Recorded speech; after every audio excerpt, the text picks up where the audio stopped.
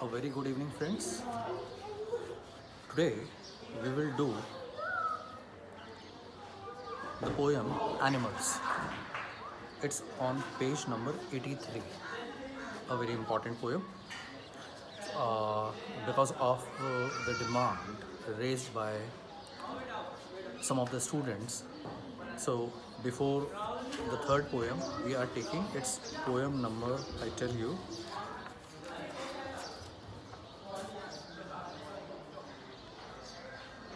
6 in the sixth unit. So, it's a beautiful poem and it's written by Walt Whitman. Now, Walt Whitman is a major figure in early American poetry. In an age when all poetry was rhymed and metrical, Whitman made a break with tradition and wrote a revolutionary kind of poetry in free verse. He was a non-conformist in all respects, including his social life. So, when you read the poem, it's taken from one of the wonderful work of Whitman, Song of Myself. Now, this poem stands true in the present context.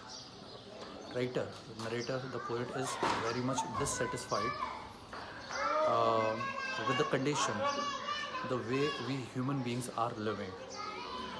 And he is more adaptable, he finds himself more adaptable with the lifestyle of the animals. Now, he is comparing the man worlds with that of the animal. So, he has clearly make a distinction, a difference in the man's worlds, in the human world, I would say, and in the animal world. So, whatever he is saying that animals don't possess these things, he is indirectly referring to the humankind. And he's saying somewhere along the line of evolution, we have changed.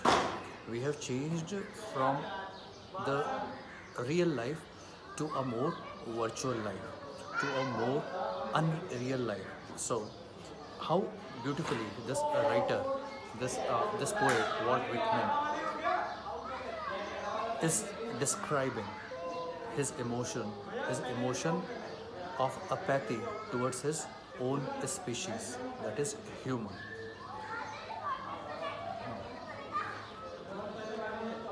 So today we will discuss the poem, try to understand what is the meaning of the poem, and tomorrow or day after tomorrow we will discuss the question and answers. And in question and answers, I would try to take all the poetry and the literary devices.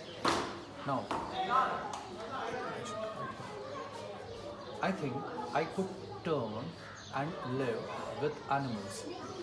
I think I could turn and live with animals. I think I could. Now, when writer is saying I could, he is wishing. He is wishing. He wants this thing. I think I could turn and live with animals and live with animals in the animal world.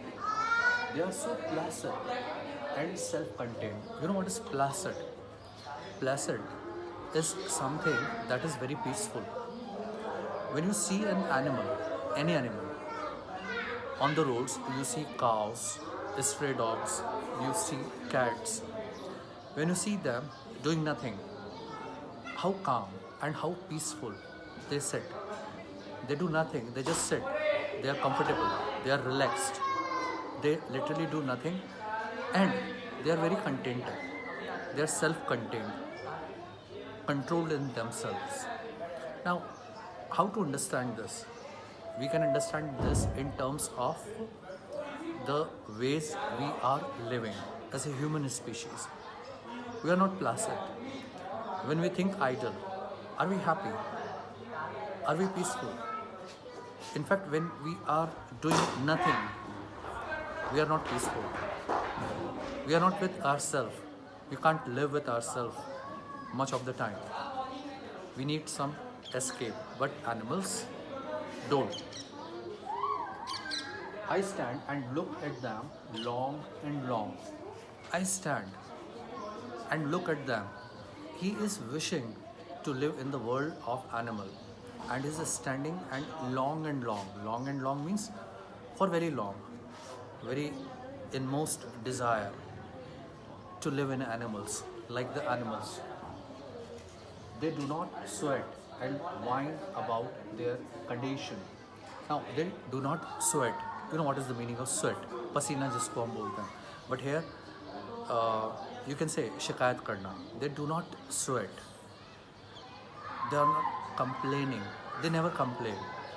They do not sweat and whine about their condition. They do not sweat and whine about their condition. Whine. It's a wonderful, beautiful, poetic word that means cry. They do not sweat. उनको कोई शिकायत नहीं है. They do not complain and they do not cry about their condition. Now, when writer is saying that animals don't do this, you know what he is saying, that we humans are always doing this. We always sweat for our condition. We always say that our conditions are not good. We always cry for everything, right? But animals, they don't. They do not lie awake in the dark and weep for their sins. You know, we human beings, it is said that we are born out of sin. Now, we are always taught that you are sinful. So, pray, pray for the grace. Pray for the grace of the God. So, but animals, they are not thinking in terms of sin. They never regret their action. How sin is generated?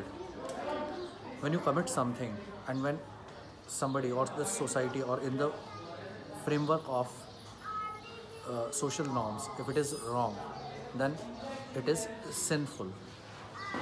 So sin doesn't exist.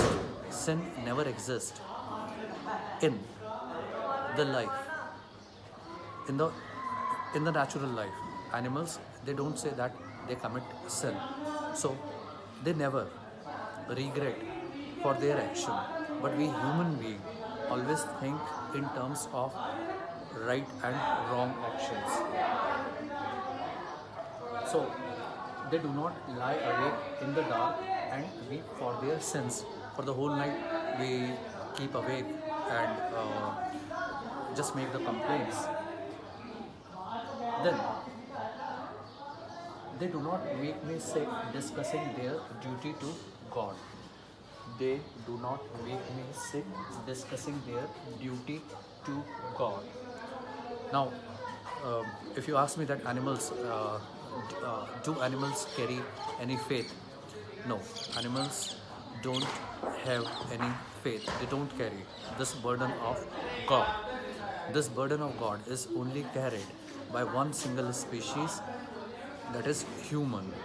And see, when we carry the burden of God, how we are taught to fulfill our duty towards God.